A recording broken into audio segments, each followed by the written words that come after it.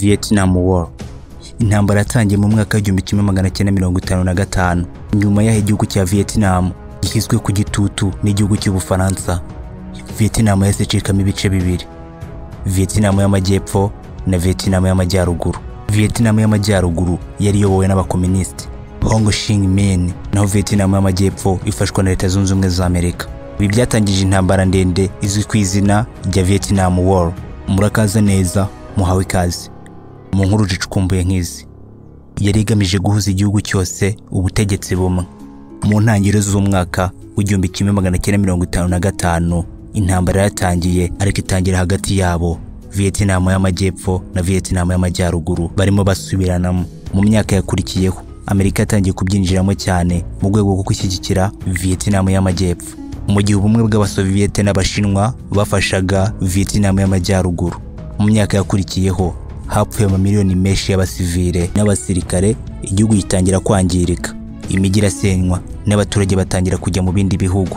Intambara yakomeje kugeza mu mwaka w'igihumbi kimwe magana cyenda mirongo irindwi na gatanu ubwo ingabo za Vietnam y'amajyaruguru zigaruraga Saigon. Uwo ni umwe mu mugwa mukuru wa Vietnam y'amajyepfo. Reka ikiganiro cyacu tukive muzi n'umuzingo. Mu ntangiriro z'umwaka w'igihumbi kimwe magana cyenda mirongo itandatu intambara yari imaze gufata indi ntera mu gihugu cya Vietnam cy'amajyepfo. Aho niho habaye umutwe w'inyeshyamba wa Viet Congo.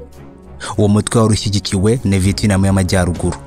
Uwo mutwe w'abarwanyi wakoraga ibitero byo gutungurana, basiraga ingabo n'abategetsi bashyigikiwe na Leta Zunze Ubumwe za Amerika.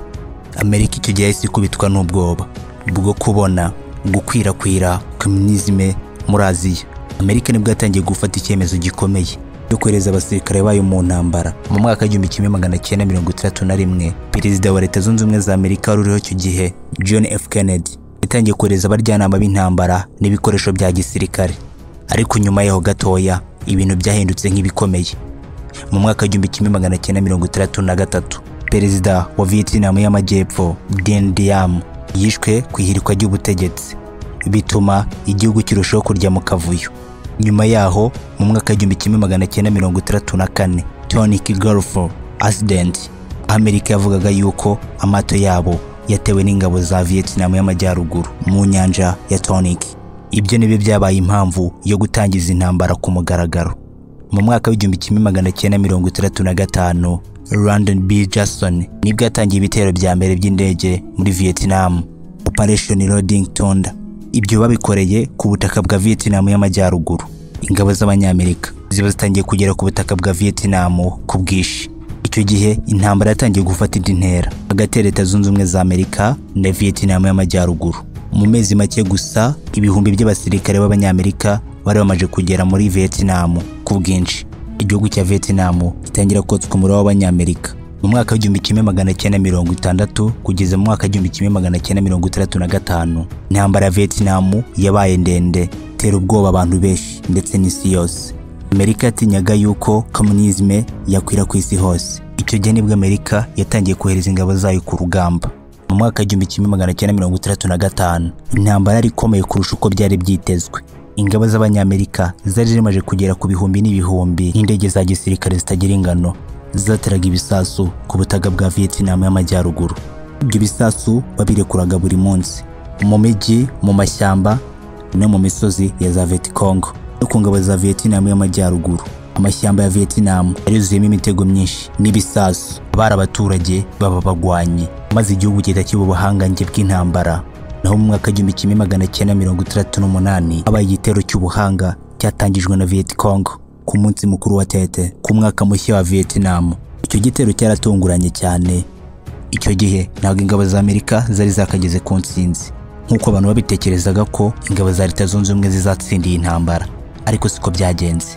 Kuko mu mwaka w'igihumbi kimwe magana cyenda mirongo itandatu na gatanu kugeza mu mwaka w'igihumbi kimwe magana cyenda mirongo itandatu n'umunani intambara yo muri Vietnam yari yarabaye umuriro utazima. Ibisasu byahinduraga umuryo umuyonga, abasirikare n'abasivile bakapfa ku bwinshi. Nubwo Amerika yari ifite imbaraga, umutima w'Abanya-Vietnam ntiwigeze utsindwa na gato. Etete offensive yerekanye ko intambara itari hafi kurangira. Mu mwaka w'igihumbi kimwe magana cyenda mirongo itandatu n'icyenda ishije imyaka myinshi, intambara n'upfu rutagira ingano ku bantu.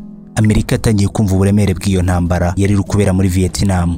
abaturage b'Amerika batangiye kwigaragambya mu mihanda yose muri Amerika ko abasirikare bataha.